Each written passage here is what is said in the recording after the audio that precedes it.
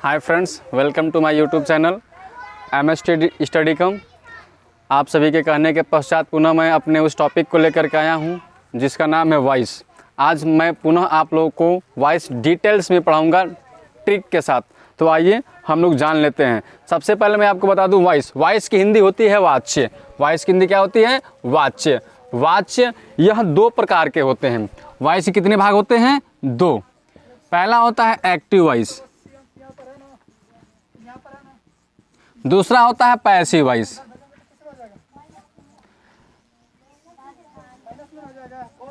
Active voice की दोस्तों हिंदी होती है कार्तेवाच, और पैसिव वॉइस की हिंदी होती है कर्मवाच।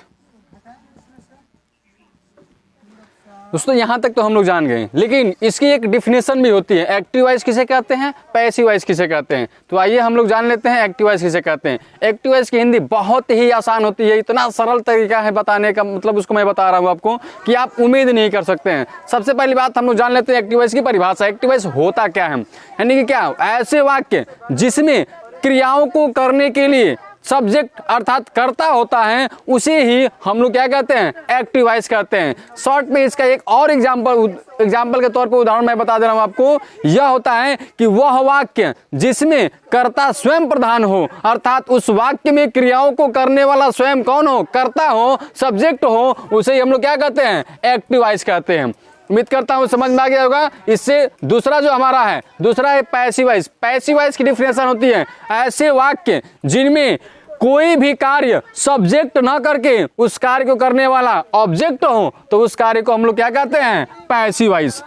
वॉइस के कुछ नियम भी होते हैं। आइए उस नियम को मैं शॉर्टकट तरीके के माध्यम से आपको समझाने का प्रयास करता हूं, और उम्मीद करता हूं कि आपको बहुत अच्छा समझ में आएगा। इस वजह से आप वीडियो के अंत तक बने रहें। आइए हम लोग देखते हैं। हमारा यह है ऊपर जो मैं लिखा हूं, सब्जेक्ट वर्ब ऑब्जेक्ट। यह हमारा एक्टिव वॉइस की लाइन में लिखा हूं। इसी में सारा नियम आपका वॉइस का A to Z जितने नियम है छुपा हुआ है। फिर उसके बाद नीचे मैं पैसिव वॉइस लिखा हूं। आइए हम लोग समझते हैं।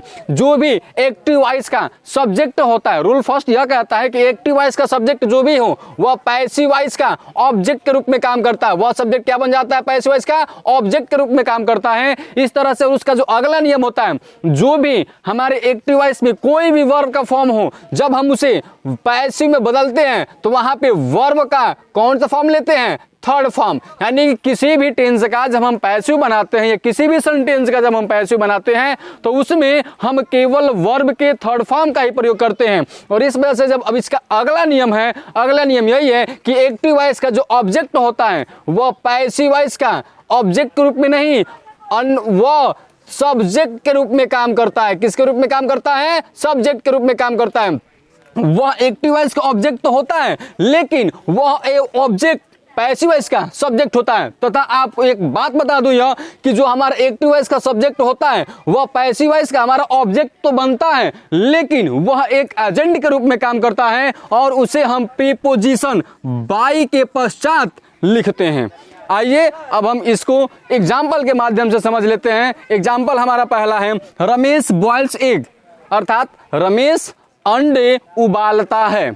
रमेश अंडे उबालता है। तो आइए सबसे पहले हम जान लेते हैं, यहाँ पे रमेश इस वाक्य क्या है? सब्जेक्ट है। बॉयल्स क्या है? वर्ब है। बॉयल्स क्या है? वर्ब है। और एग्स क्या है? ऑब्जेक्ट। ठीक इसी के नियम के अनुसार लाएंगे। एक्टिव वॉइस का ऑब्जेक्ट पैसिव वॉइस का सब्जेक्ट होगा, तो क्या हो जाएगा यहाँ पे? एक्स।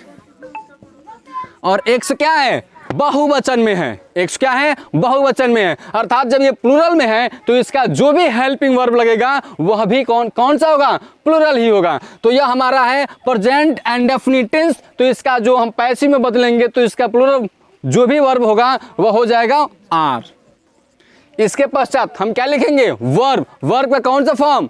Third form. तो बॉयल का थर्ड फॉर्म क्या होगा? बॉइल्ड। वर्ब भी बदल गया। जो तीसरा नियम कहता है मेरा, क्या चीज? एक्टिव वॉइस का क्या चीज? सब्जेक्ट। अब क्या बनेगा?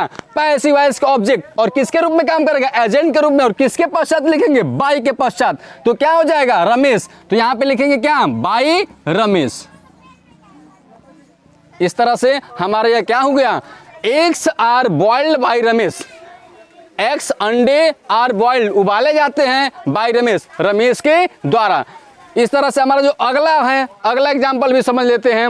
यह हमारा क्या है, सब्जेक्ट, यह लाइक्ड क्या है, वर्ब, और ये बनाना क्या है, ऑब्जेक्ट। इसकी हिंदी क्या है, शी लाइक्ड बनाना, वह केला पसंद करती थी, या वह केला पसंद की। यह किस टेंस में है, पास्ट एंड डेफिनिट टेंस में है। तो सीधी सी बात, जब इसको पैसिव में बदलेंगे तो इसके जो भी हेल्पिंग वर्ब्स होंगे वाज वर होंगे, क्योंकि हम सिंपल पास्ट टेंस को जब पैसिव में बदलते हैं तो उसकी हेल्पिंग वर्ब होती है वाज और वर। आइए हम लोग क्या करते हैं, चेंज करते हैं सीधा, ठीक इसी के माध्यम से आते हैं। हम एक्टिव वॉइस का ऑब्जेक्ट को पैसिव वॉइस का सब्जेक्ट बनाएंगे, तो सब्जेक्ट यहाँ पे क्या है, ऑब्जेक्ट क्या है, बनाना, तो इस पैसिव वॉइस का सब्जेक्ट क्या हो जाएगा, बनाना। और बनाना क्या है, सिंगुलर नाउन है। जब सिंगुलर नाउन है तो क्या लगेगा, वाज। फिर वही आ गया वर्ब, वर्ब के रूप में क्या करेंगे, परिवर्तन करेंगे। तो यहाँ पे पैसिव में कौन सा वर्ब का फॉर्म लगता है, सदैव थर्ड फॉर्म।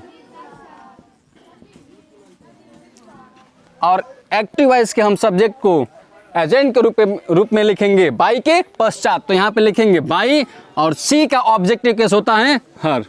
इस तरह से हमारा इसका जो बना, बनाना वॉज लाइक्ड बाई हर, केला उसके द्वारा पसंद किया जाता था। धन्यवाद।